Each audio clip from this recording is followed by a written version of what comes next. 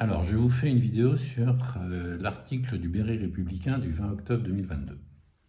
Alors, cet article est intéressant parce qu'il dit que le tir viendrait du SPLA. Le correspondant de Charot me dit qu'il a repris cette information dans un article de 91 à l'occasion du premier anniversaire de l'attentat. Il y avait une cérémonie à Charot. Et puis, il y a eu des articles de presse. Donc, il y a un article de presse qui dit ça. Alors, nous, ça nous était paru à l'époque étrange, mais il y avait tellement d'étrangeté dans cette affaire que on n'avait pas relevé. De toute façon, qu'on relève ou qu'on ne relève pas, de toute façon, c'était pareil. Alors,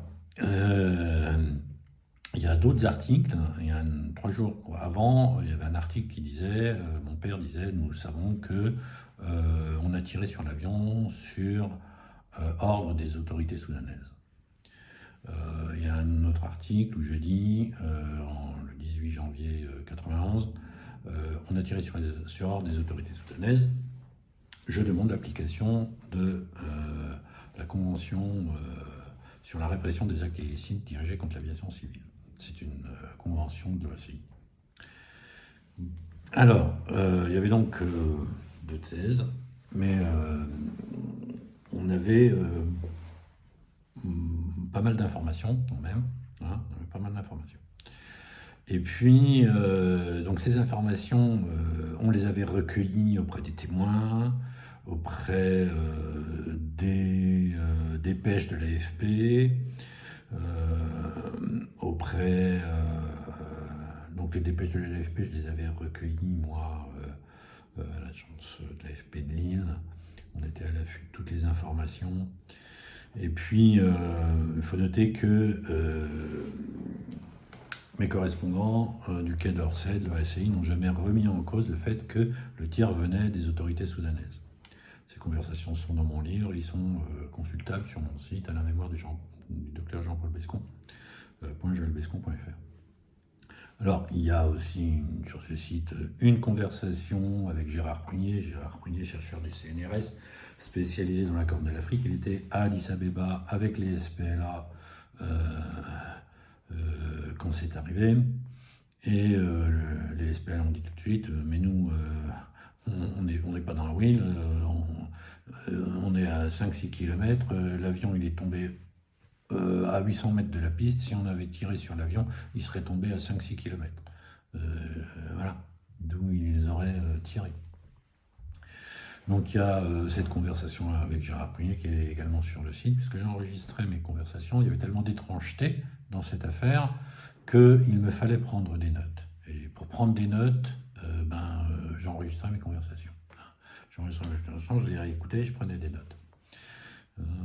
J'ai eu Marcel Legel au téléphone en février. Un ambassadeur, c'est pas quelqu'un qu'on rappelle le lendemain en disant j'ai pas bien compris ce qu'on a dit. Bon, donc j'enregistrais mes conversations et je les ai retrouvées en 2014 après pour écrire. C'est ce qui m'a permis d'écrire et de recontextualiser l'ensemble. Donc Marcel Legel aussi également m'avait dit moi je peux pas raconter des bobards, etc. C'était un fervent partisan d'une enquête internationale sur cet attentat. J'ai échangé des courriers avec lui. Ces courriers, ils sont sur mon site. Je les ai exposés à Charot. Voilà. Et donc il y a le fait que le Quai d'Orsay n'est jamais remis en cause, le personnel du Quai d'Orsay n'est jamais remis en cause le fait que le tir venait des troupes régulières soudanaises. Hein. Conversation avec Gérard Prunier, il y a les articles de presse, des raisons soudano-soudanaises. Là, il faut comprendre le conflit sud-soudanais. Et puis le fait aussi que Dominique Casiano, membre de la junte, qui avait été intégré à la junte, ait voulu démissionner. Ça, c'est dans la lettre de l'océan Indien du 6 janvier 90. Donc le 6 janvier 90, il est dit que Dominique Cazeneuve a voulu démissionner et sa démission a été refusée par la junte. Il est trop tard, lui a-t-on dit. Voilà. La lettre de l'océan Indien est également sur mon site. Voilà. Et puis enfin, il y a le livre de Claude Zilberzahn, qui était le patron de la DGSE d'époque, qui a écrit son livre Au cœur du secret en 97, et qui dit donc, page 75, que en 94, la France oblitère quelques contentieux, 94 parce que c'était le moment où en fait il y a eu la livraison de Carlos à la France, etc. Et Zilberzahn dit qu'à ce moment-là, la France oblitère quelques contentieux oubliés, notamment ce jour du 21 décembre 89, où l'armée régulière de Khartoum a abattu volontairement un avion de Médecins sans frontières, tuant 3 Français coupables d'avoir porté secours aux Sud-Soudanais en lutte contre Khartoum depuis des années. Voilà sa citation quasiment de mémoire, page 75 de Au cœur du secret. Donc voilà, alors maintenant, il y a une plainte pour acte de terrorisme qui a été portée en 2009.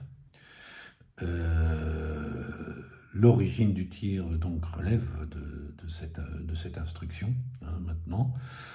Il faudra donc lever toutes ces ambiguïtés et ça dépend maintenant donc de l'instruction. Voilà, et c'est pour ça que je rends public mes documents. Hein, voilà. Eh bien,